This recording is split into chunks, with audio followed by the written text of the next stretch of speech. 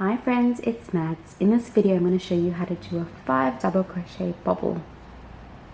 So to do the 5 double crochet bobble, we're basically going to create 5 partially completed double crochets into one stitch and then complete the bobble. So we're just going to start by doing our first double crochet. So yarn over, put that hook through the next stitch like that. So you've got the 2 loops and the stitch on your hook. Yarn over, pull it through just the stitch until you've got 3 loops on your hook. Yarn over and just pull that through the first 2 loops only, so that will leave 2 loops on your hook, the original loop plus this loop from your first double crochet that you've created. But we're not going to complete that double crochet. We're basically going to do that 4 more times until we've got 6 loops on our hook. So yarn over, put it through that, yarn over, pull through, yarn over and pull it through 2 loops, leaving 3 loops on your hook. Yarn over, put it into the same stitch, yarn over again, pull it through, yarn over and pull through 2 loops only until we've got 4 loops. I'm going to do that 2 more times. So yarn over, through the stitch, yarn over, pull it through the other side, yarn over and pull it through 2 loops. Now we've got 5 loops. We're going to do that 1 more time. Yarn over, go into the same stitch, yarn over again, pull it through to the other side,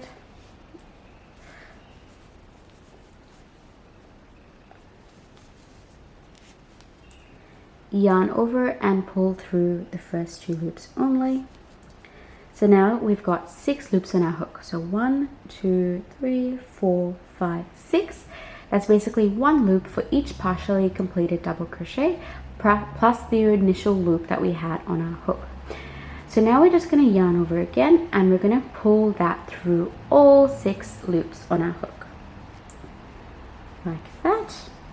And now we're going to work a stitch into the next stitch on the previous row. This stitch will be whatever the pattern calls for. I'm just going to do a single crochet. Now the bobble stitches will naturally pop up onto the other side, so if you're working on the wrong side of your work, that's completely fine. If you're doing this in something like amigurumi and you need it on the side that you're working into, which is your correct side, you would basically just push that through to the other side just before you fully tighten the next stitch that you do. So since I'm doing a double crochet, it is quite tight, so I find it easier to push it through just before you complete that single crochet and pull it tight. If you're doing larger stitches, it doesn't really matter too much. You should be able to pop it whichever side that you want, like that. But that's basically how you do a 5 double crochet bobble.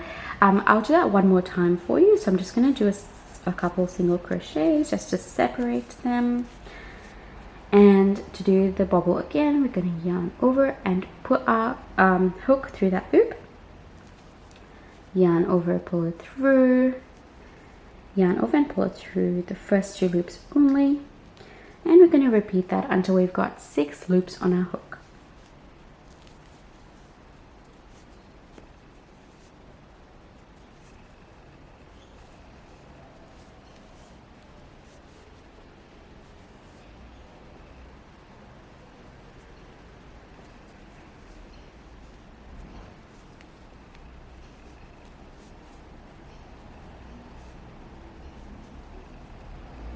One more time, so yarn over into that loop, yarn over again and pull it through just the first 2.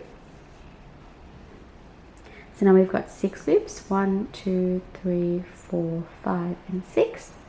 Yarn over for the final time and pull it through all 6 loops, and then just work a stitch into the next stitch from the previous row just to lock in that bobble like that. So like I mentioned before, it naturally wants to go onto the other side, which is fine if that side is the correct side of your work. If not, all you need to do is just push it through, which should be done fairly easy depending on how tight the next stitch is. If it's something small like a slip stitch or a single crochet, it is a bit harder than if it's something like a double crochet. So that's essentially how you create a 5 double crochet bobble. I hope you found that useful. If you're interested in more tutorials, I will leave a playlist down below in the description box. Thank you so much for watching. I will see you in my next video.